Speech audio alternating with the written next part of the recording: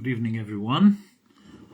Welcome to another Unplugged live session. I'm Leonel Rodrigues from Desirable Portugal Tours, and I'm just waiting for my friends to join. I'm gonna start shortly.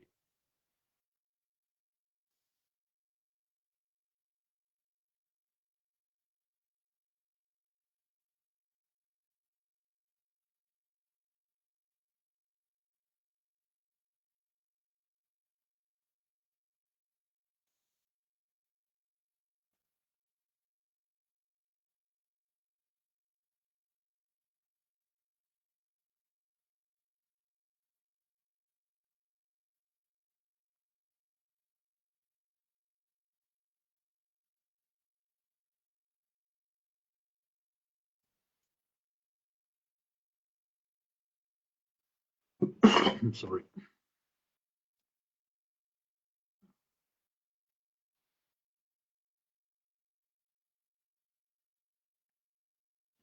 Good evening, Hey, Sergio. hey, good evening. Hey, here we are. I How was are just you? about to, everything's fine. I was just about to say something with my hey, hey over here, but it's better not because it actually is from another YouTube channel.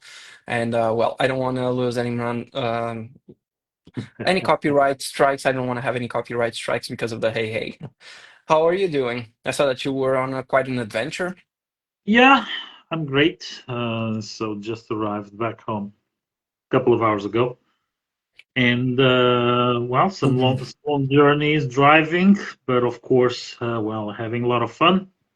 So spent 2 days in the very northern Portugal. In fact, technically, I was like 500 meters from the Spanish border yesterday when I was driving back from where I went. I went pretty close to the Spanish border, but it was a great time exploring. Well, some places that I've been long time ago, exploring new venues, some great restaurants that I found. And yes, it's all the work we need to do to, well, to provide great experiences. So I have some requests for different things, and those areas are in fact very Different. unique. Yeah, and very unique. So you know that area well, considerably well as well, and it's very unique. So I really would love to bring people to explore that. And well, what about you? We already know that Gabriel might be having a few Yeah, well, technical issues. Let's hope that he can well, join us today. But we'll what about see. you? How have you been?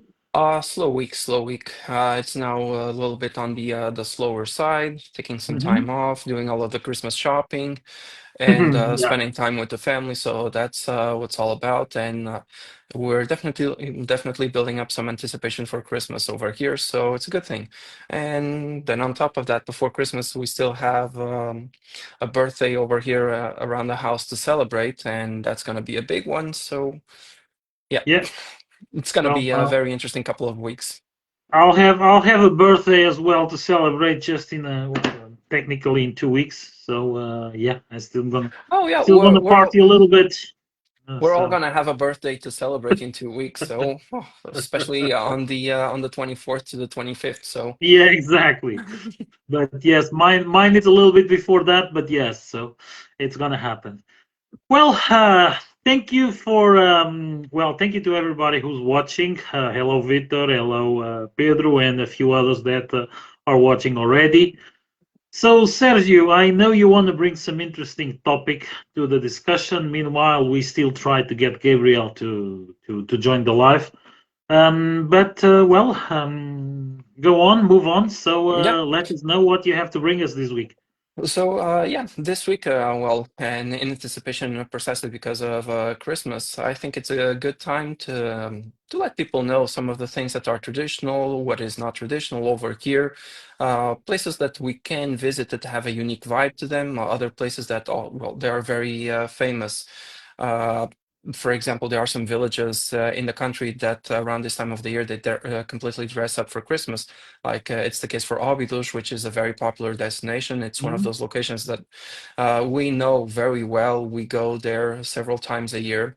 And it's not just because of the medieval history, it's also known amongst Portuguese because of the chocolate festival. It's also known because of the medieval recreation, Mhm. medieval festival. And well, during the month of December, it's a Christmas village. So it's a good time to visit over there, stop by a little bit, try some of the hot chocolate. I don't know, it's not a very big tradition over here in Portugal, but I've been seeing here and there some of the yeah, but like it's some of the it's very popular in other countries, but I haven't seen it yet, so I don't know if it's been doing a great foray over here in Portugal. But there's some hot wine to be tasted as well, which is definitely interesting. But yeah, definitely there are some places like well. Around here in the north, there is one place for people who are going to be based around Porto during the Christmas time. That it's a short day trip out of Porto. It takes you roughly 30 to 40 minutes to get there, which is the Perlim in Santa Maria da Feira, which Mhm. is one of the largest Christmas markets in the country. And that's where local goes. I don't see a whole lot of people talking about that.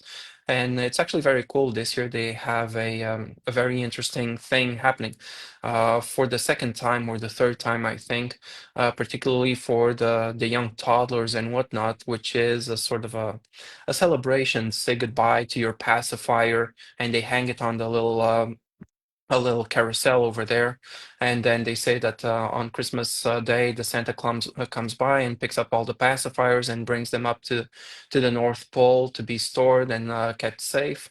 So it's a cool way. It's a nice story. If you have kids, it's a cool way Okay. to just wean them off the pacifier because it's a voluntary choice that the kids have to make over there on the spot to choose never to use one again. Well, fortunately for us, we don't have that problem over here at home because our son, well, he doesn't have a big problem with pacifiers. It's more like a treat for him that actually something that he needs. Fingers crossed, because you never know what tomorrow is going to bring. Oh yeah. But yeah, we have places like this, and well, even today, for the last couple of years, I've always been telling people about the most eco-friendly Christmas in all of the country, and I believe that you passed really close to it on your trip down to home today, which is Cabeça, the Christmas village of Cabeça. Mhm. It was a very nice thing. The first time that I was there, it was roughly almost 10 years ago. The thing I is, was right now it's starting to gain a little bit, it's becoming quite a bit more popular, and the I was access I road. was I was reading some Mhm. posts yesterday on social media, and it's kind of been well quite run over with people now.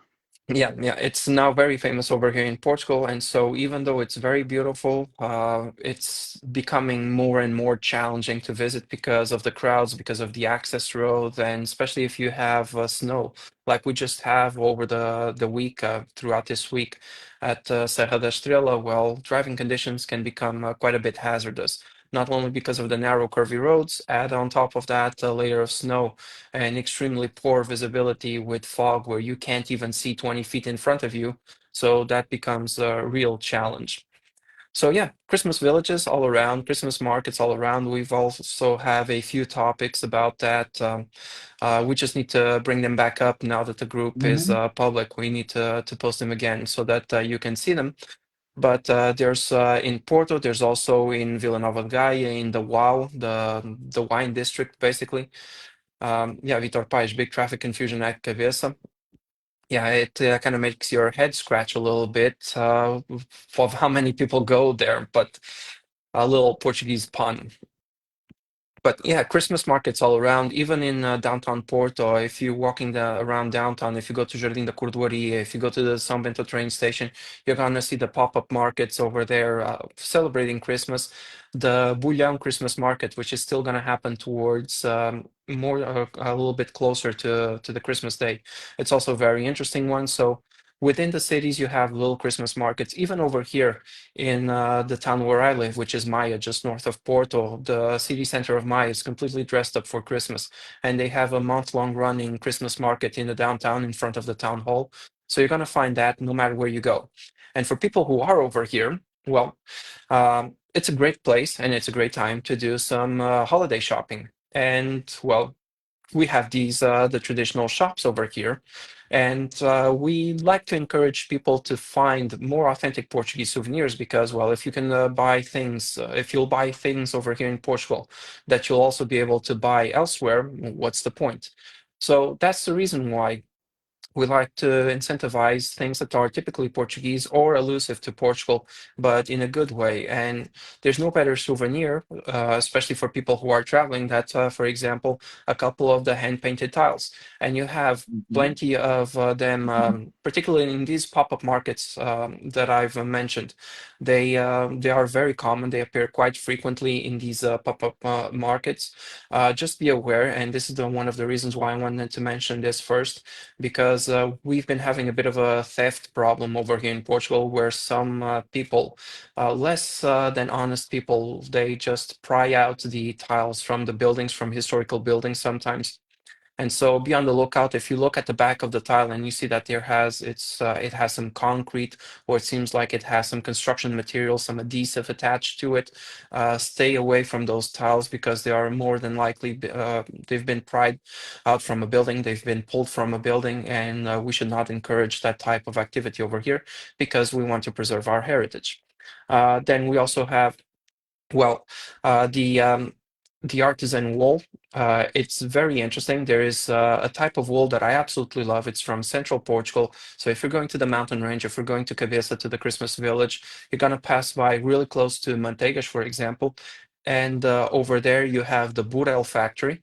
And it's a one of the nicest types of wool that you can buy, and those make for some great scarves, great coats. Not cheap though, because it's Let a me bit of a let me just interrupt you with something. yep. A lot of people don't know, but they have a shop in Lisbon. They Yep. have a shop in Lisbon on the street of the São Carlos Theatre, so pretty close to Chiado Square. I point that out to some of my guests when I'm on the area, the Burel shop over there. So for people that don't have the chance to go to Manteigas, they can buy that in Lisbon already. Yep. But yeah, like for example, I'm browsing their website right now, and it's a very beautiful, very modern website. But for example, just a little handbag for some cards, for some change and money and whatnot. Well, it's going to be something like 35 to 40 euros. So it's an exquisite present, but it's something that is going to pretty much last you a lifetime.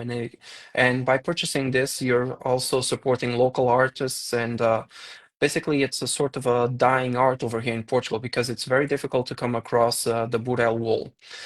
So you have the Alentejo or Serra da Estrela. I'm a little bit more partial to Serra da Estrela because it's a little bit closer to the north, but the Alentejo one also has extremely high quality over there. Mhm.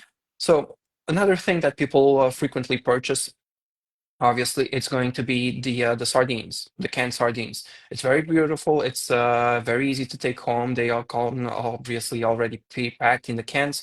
And this is the time where instead of buying the sardines just for the sardines, we actually buy the cans that are, well, that are hand painted or they have Christmas motifs or more traditional motifs because they're really, really cute. They make for a beautiful decorative art piece. And well, for me, there's Pinhais. That's the number one brand that I would recommend, and they have a ton of sub brands that you can also find. But those are the ones that you're going to see more frequently in the shops. It's going to be a little bit more expensive versus just buying canned sardines for consumption, for eating, but it definitely makes for a very unique Portuguese present. Then we also have the typical Portuguese presence. It's very easy to find. And again, this is a thing that you can find no matter where you go in the country. You have the honey, you have the olive oil, you have the wine. It's all very easy to find. And again, the pop-up markets where usually they are promoting family businesses and things like that, it's actually the best place to purchase them. Just the other day, I was actually researching a little bit about shops with tradition over here in Porto, trying to put together a bit of an itinerary around the traditional shops of the city. because I think it's going to be a very interesting theme tour because there's people who are coming to Portugal and they're coming for the shopping scene as well. And having a tour where you can mix the cultural aspect, but you can also kill two birds with one stone and just do some traditional shopping in the city and going to those specific shops, see what they're all about. I think it's going to be very interesting. So we have linen shops. We also have pastry shops. We have wine shops, places where you can do wine tasting. So there's a very good assortment of all of that over here in the country. Now, um, yeah, Caldas pottery, Vitor Pais, and that I usually say that the Caldas pottery, it's something that I don't even offer to the family. I offer it to you have the family, you have your good friends, and you have that one or two extremely good friends, the people you hang out with. You go drink a glass of wine or a few beers, you have a barbecue with. Those are the ones that I will typically offer a mug of Caldas pottery. Look it up. It's really interesting.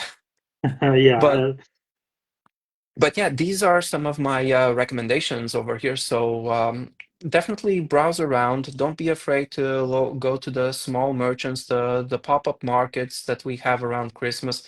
It's going to be very interesting, and these are going to be the absolute best places where you can find some souvenirs, some holiday gifts, and well, if you're looking for something a little bit more exquisite and more unique, well, we have these traditional options like the burel that I just mentioned. I keep going back to it because it's definitely one of the most unique things that I find that a lot of people talk about the azulej. A lot of people talk about olive oil, honey, wine, etc. Not a lot of people talk about the wool. Few people talk about the linens. We also have the crochet, the as rendas, like we call it over here. You can typically find them, for example, just north of Porto. You have the Vienna. It's not Vienna.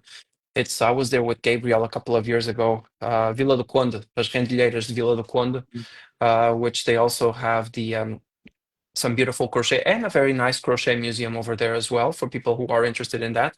And it's actually very simple to go over there. There's a metro line that takes you directly over there, and it's going to be something like a 30 to 40-minute metro ride, which time-wise is actually even less than it takes me to get by car from where I live to the city center. So this was my end, and I feel like I used up a little bit of my time as well as Gabriel's time. So I want to hear a little bit about you. What do you have in store for us, Lionel? Because, well, I know that some of the things you'd like to recommend, but you're the guy that have those more unique Christmas ideas and Well, Christmas gift ideas. there are a few things that I can, in fact, recommend people, and this goes into different directions. One of them that I recommend very often, and there's in fact a very specific place where I normally, well, make a little bit of a tease about this.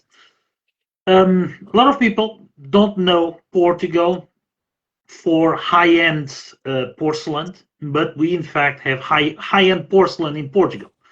Very fine china and crystals as well.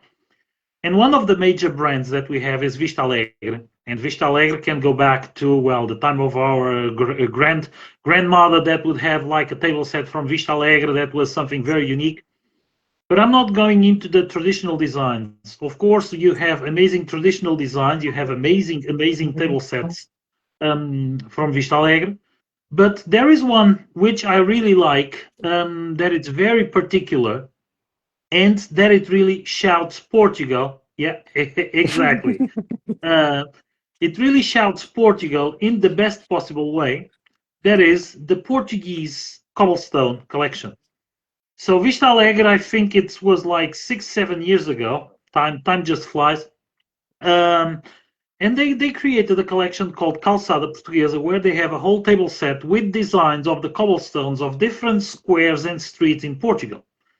So you can have dishes, bowls, coffee cups, well, trays, all that with different designs, and it's fun because it's fun because you go to certain streets and you appreciate the cobblestones of that street. And we've been seeing endless pictures of, by example, the streets in Faro, the streets in Lisbon, squares in Lisbon, and so on.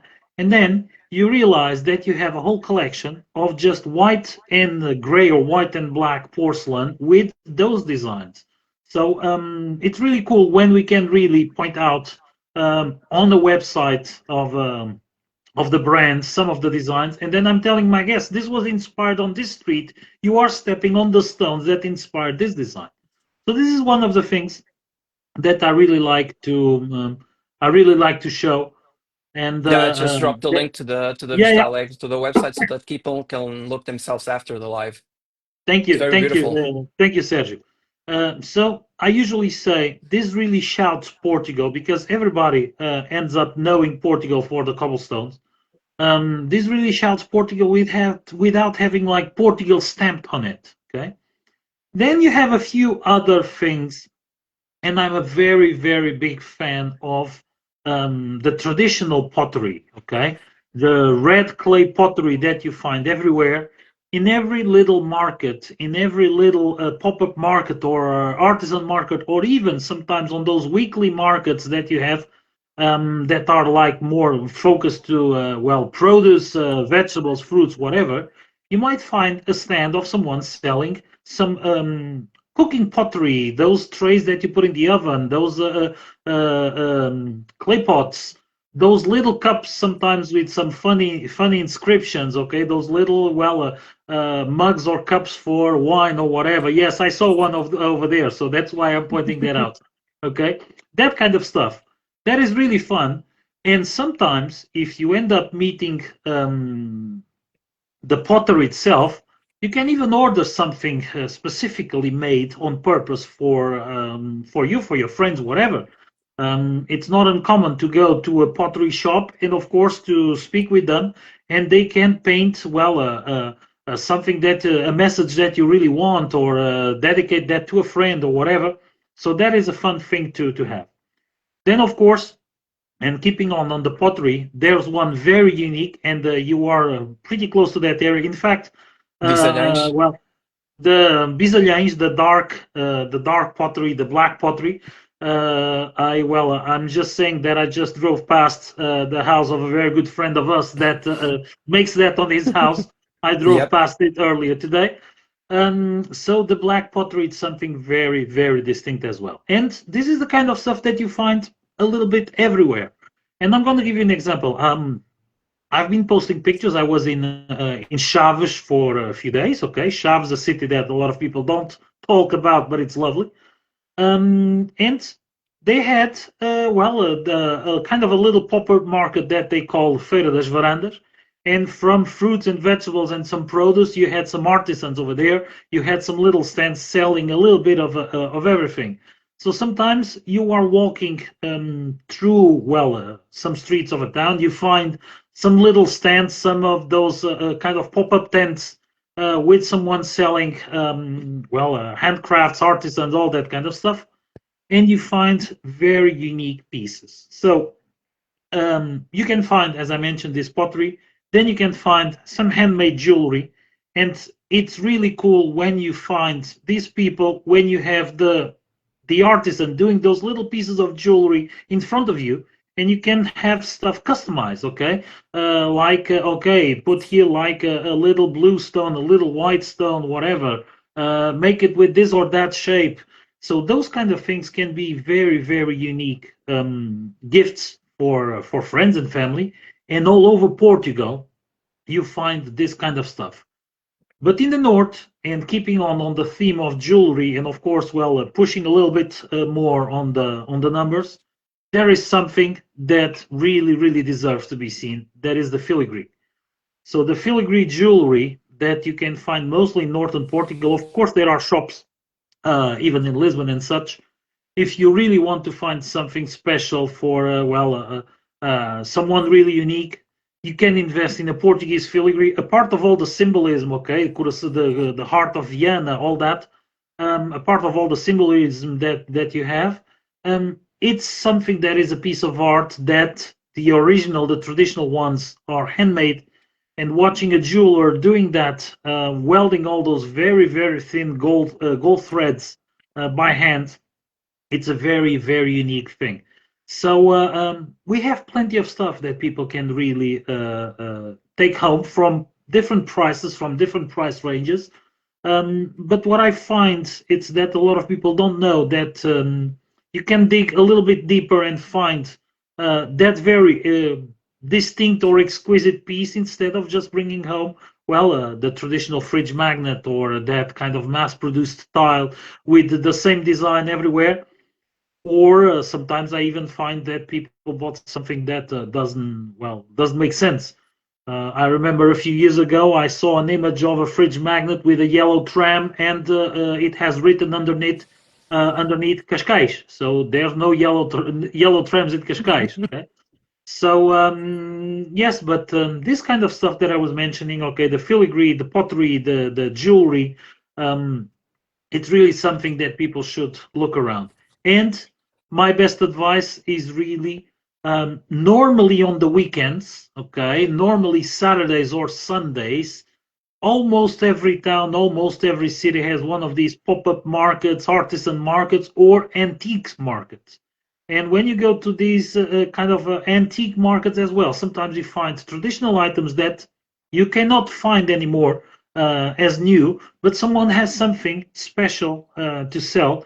And who knows if you're not gonna have something vintage as that special gift as well to your friends and family. So there are plenty of opportunities for you to browse around and to find a unique piece to to use as a gift. You mentioned some more traditional. I went a little bit more beyond that, Hmm. and I'm checking that you were posting the links, so thank you for that. But there's so much. Okay, I don't know if meanwhile you got any other ideas. So if you want Not to just go on want with that. to mention one little thing. At the beginning of the live, I mentioned the Christmas villages and I mentioned Óbidos. And it's a very popular destination over there. People stop by for a couple of hours over there, exploring the town, exploring the Christmas market. And you mentioned the filigree as well. And well, you know that Óbidos also has a tiny, tiny filigree museum over there, Mm-hmm. and it's very beautiful. And for me, it's actually amongst all of the shops over there, it's probably one of the most authentic ones over there, because well, Jinja shops they are a dime a dozen over there in Óbidos. Then you also have places where we like to stop and eat a bit of a little. Well, I call that it's basically a stand-in for a meal. But I know that you absolutely love your chorizo bread over there. Oh yeah. I need to keep on with the quality control. Yep. But then there's also the filigree shop over there in Aubus, and it's Hmm. one of the most beautiful ones. It's tiny. I mean, I don't think that place is even 20 square meters in total of area that you can visit, that is open to the public to visit. I mean, it's smaller than my living room, that's for sure. And you can see all sorts of filigree over there, filigree interpretations over there. Last time that I was there, my guests, they actually, the lady decided to purchase an artwork. Well, filigree is an artwork in itself, and one that is elusive to several different aspects of Portugal. Like you had just the entire outline of the country weaved with the gold wire. Then you had things like the Barcelos rooster and other motifs that are very typically and traditionally Portuguese.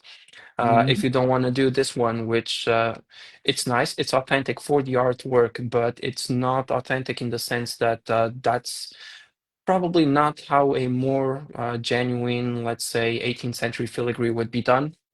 Uh, it's more about the heart of Vienna and whatnot. It would be more calling back those very old motifs. But there's something for everyone. All shapes, sizes, materials. You have gold, you have rose gold, you have. It's a little bit more difficult to work with because it's not as ductile, meaning it's not as malleable. But you also have in silver. So there's a little bit of everything for everyone, and prices they range from 25 euros or even less sometimes, depending on the size of the piece, to probably over 1,000 euros. And it's actually not that much. There's not that much gold involved in all of that. It's just a little tiny ingot that is used to make all of those pieces. But if you see the pictures of the Murdomas Vienna, because these are actually uh, the hearts of Vienna and the filigree art, it's actually something that is passed down from through the generations. And you see them that they are sometimes wearing more than 15 kilos worth of gold in their necks. So that has been accruing over the generations. So yeah, Vienna do Castelo, that's the place over here in the north. It's a 45-minute drive north of Porto. If you want to see the birthplace of the filigree. And well, you also have the viewpoint Mirador de Santa Luzia from the top of the church, which is considered to be one of the most beautiful ones in the country and even in the world. So Yeah, yeah, just wanted to add that's this note.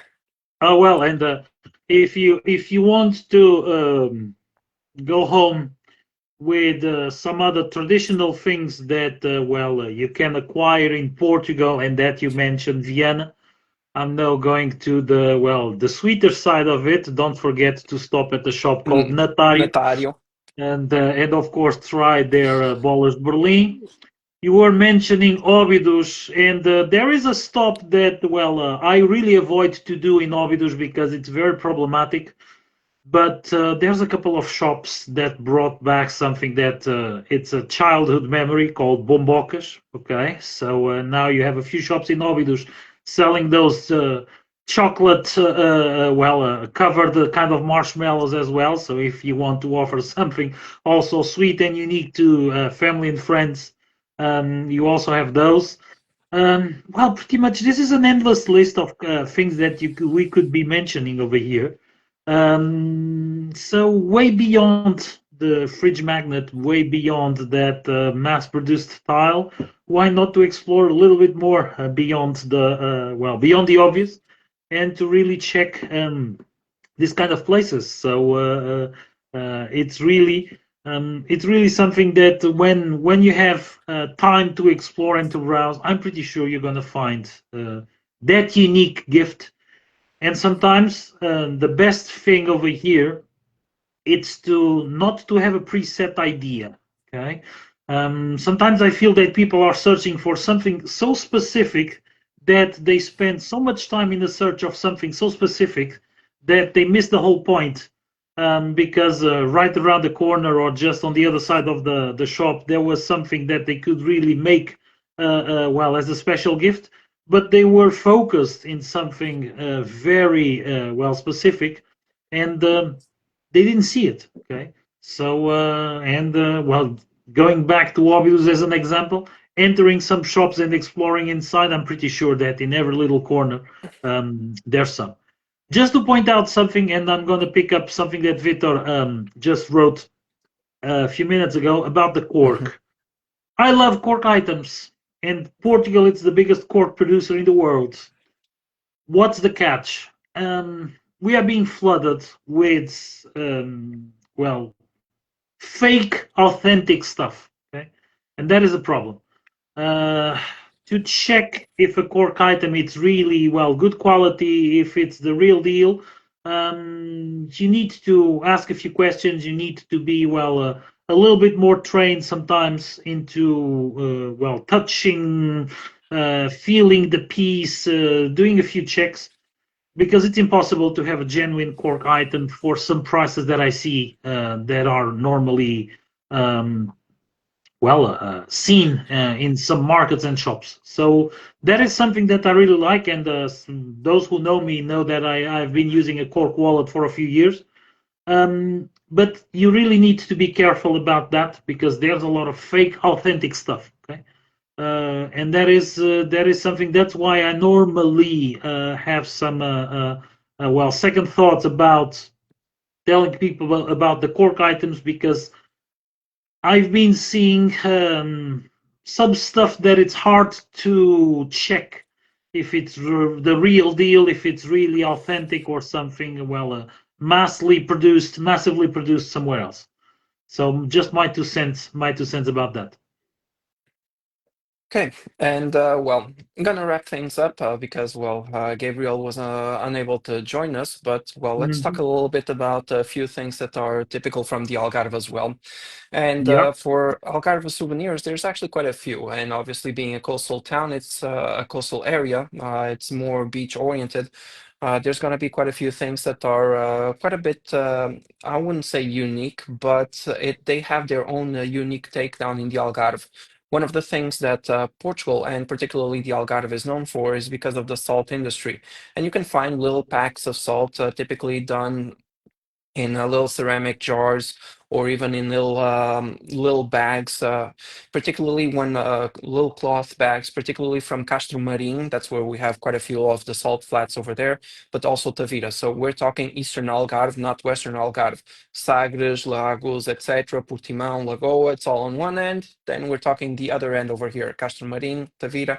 That's where you get some of the best salt. Some of the thing that is very ubiquitous throughout the entire Algarve, and it's actually, again, a protected denomination over here in the country, it's the Algarve orange. And you can find things, I'm not saying that you should take oranges with you, but well, we do make handmade bitter orange marmalade with it. It's not the typical marmalade that you would do over here in Portugal with the quince. So that one is a marmelo marmalade, but we also make some marmalade out of the oranges in the Algarve. So the orange marmalade, your orange liqueur, and some soaps and candles, well, for people who are into that.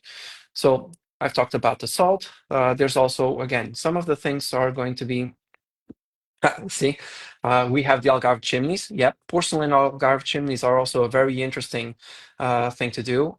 Pottery with honey, absolutely. Like, for example, we also have the pottery with the salt. So there's quite a few.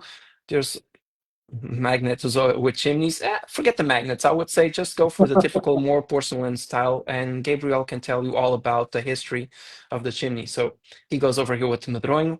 We also have Medronho in the north, Gabriel. So it's not Mhm. exclusive to the Algarve, but I do agree. It's also a very nice thing.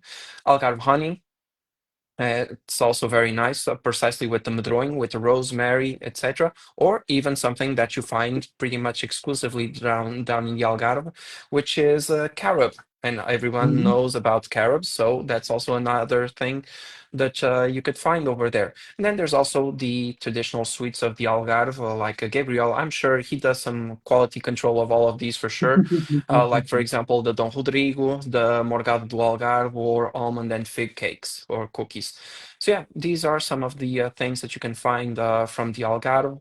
Again, pop-up markets are going to be your friends. Mom and pop shops are also going to be a great place to find some of these resources. Local markets, that's for sure. I think, where was it?